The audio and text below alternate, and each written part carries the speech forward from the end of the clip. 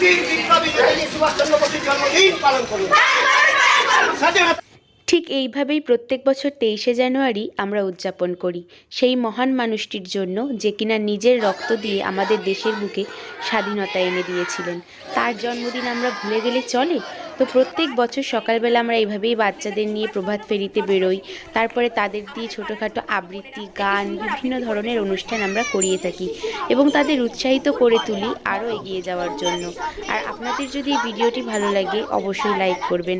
আর আপনারা কি করে আজকের দিনটি উদযাপন করবেন তাও অবশ্য জানাবেন।